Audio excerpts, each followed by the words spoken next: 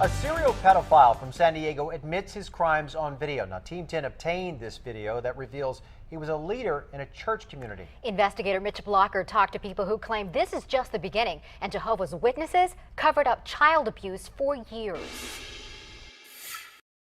I did abuse him. Admitted serial pedophile Gonzalo Campos fled the country. He may never see the inside of a prison cell. I touched his private parts. His on-camera admissions and a settlement worth millions may have to be enough for his victims. The Jehovah's Witnesses never told police about Campos, who was a church elder. He's never been charged with a crime. Were you allowed to continue to give Bible study lessons to children? Sí. Yes. In this video deposition taken in 2011 during a civil lawsuit, Campos admitted he abused several children in his San Diego congregation from the early 1980s through the mid-90s. He is a serial pedophile. Erwin Zalkin represented the 7 victims who have come forward. It's about accountability. It's about taking responsibility. It's about protection of children. It's about changing the way they operate. Zalkin claims child abuse continues inside the Jehovah's Witness community. He claims church leaders, known as elders, and the Jehovah's Witnesses headquarters, known as the Watchtower, treat child abuse like a sin instead of a crime. The elders are instructed that they are to report that up the chain to the Watchtower and before or not to authorities, that it is the Watchtower that will decide what happens. Team 10 found the Watchtower has sent each congregation and its elders several confidential memos about how to handle child abuse starting in 1989. The original memo warns to be careful not to divulge information about personal matters, quoting scripture which says there is a time to keep quiet. Another memo from October 2012 outlines the current church policy. It tells elders to call the legal department and contact your overseer. It says loving elders should take steps to protect children, especially when the one who has sexually abused a child will be allowed to remain a member.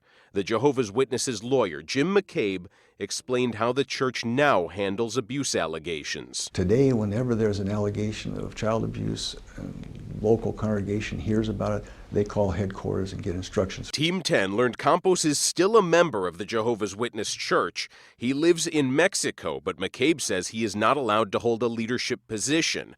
We also learned Campos is just one of thousands of alleged abusers the Jehovah's Witnesses know about.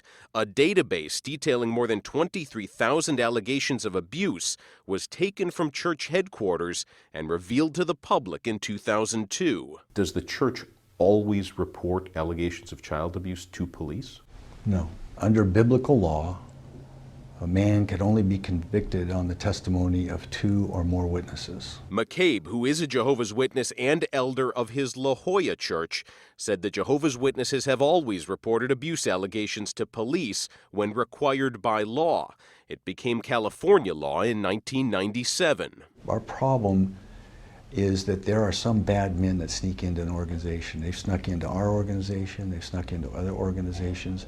When we discover who they are and what they are, we take the action that we can take as a religious organization. Do you think it's widely known that there are sexual abuse problems inside the Jehovah's Witness Church? No, and it needs to be brought to the public's attention. We wish we could undo what has been done, but it can't be. San Diego lawyer Erwin Zalkin says he plans to file more lawsuits against the Jehovah's Witnesses. Some of those cases stem from other abuse here in San Diego. All right, so how much are these of the settlement are the local churches responsible for? We'd love to know. Probably millions, but that's confidential. It's sealed under a court order. Interesting. Yeah, he won't tell us. Okay, thank you, Mitch.